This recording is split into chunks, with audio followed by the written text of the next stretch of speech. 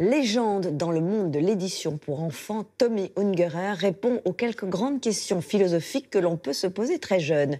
L'auteur et dessinateur des Trois Brigands ou de Jean de la Lune sort Ni oui ni non, une compilation de ses chroniques parues dans Philosophie Magazine. L'idée est de raisonner non pas seulement pour être raisonnable, mais pour trouver des solutions de vie simples et pratiques. Alexia Gaillard a exploré l'univers du dessinateur français mondialement connu.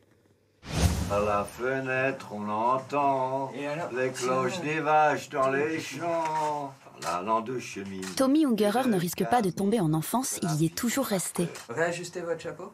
Un tout petit peu. C'est quoi? Non, écoutez, alors moi, Voilà. moi, je suis pour les instantanés. Eh ben, je suis c'est pas très un bien. poseur. On l'a. À 86 ans, Tommy Ungerer le rebelle est un géant dans le monde du livre pour enfants, plus d'une cinquantaine de titres et des succès planétaires comme Les Trois Brigands, traduits en plus de 40 langues.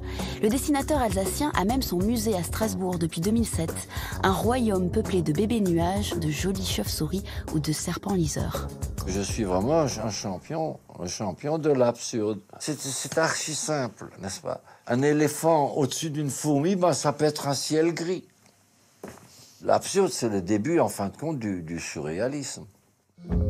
Élevé dans une Alsace occupée par les nazis, il est profondément marqué par la guerre et perçoit la littérature comme une échappatoire. Pour moi, le livre, c'est tout. Pour moi, le paradis, ce serait une bibliothèque.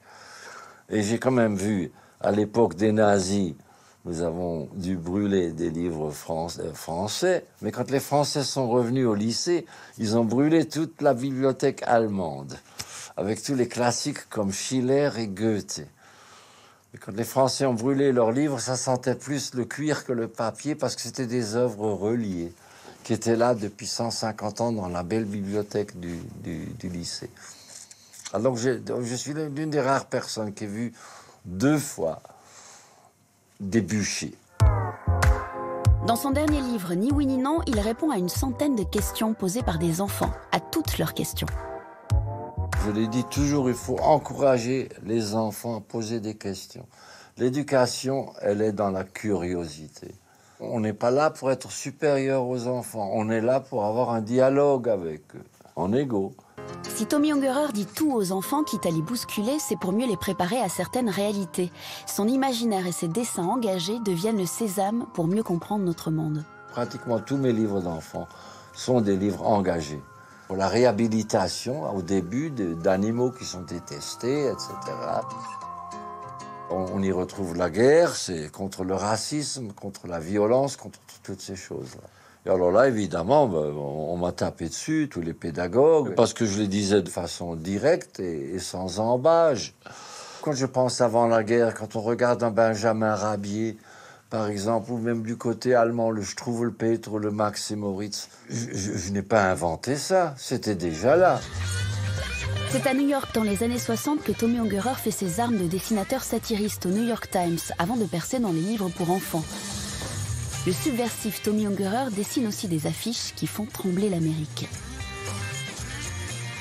La protestation a toujours fait partie de mon métier, en tant que satiriste aussi. Et puis il y avait un groupe, vous savez, à New York pour la paix au Vietnam, et ils m'ont demandé de faire des affiches. Et quand ils ont vu ces affiches, ils ont été plutôt épouvantés, ils ont les refusées. Elles sont brutales, hein. Non, je le reconnais. Mais écoutez, vous savez, un slogan en allemand, on dit Faustschlag. C'est un coup de poing dans la gueule. Et quand on s'engage et qu'on sort une affiche comme ça, il faut que ce soit un coup de poing dans la gueule. En parallèle de son engagement politique, au scandale, il s'adonne aussi aux dessins érotiques. Quand l'ensemble de mes œuvres érotiques est sorti dans l'érotoscope, ce qui m'a fait le plus grand bien, c'est qu'il y avait plus de femmes pour acheter ce livre que d'hommes. Alors là, je me dis, mais voilà, écoutez, les femmes ont tout aussi bien droit à leur fantaisie, leur fantasme et toutes ces choses-là. Mais là encore, c'était féroce. C'est comme dans les ordures, ça accumule. Mais enfin bon. Mais pour beaucoup de gens, je suis aussi une ordure.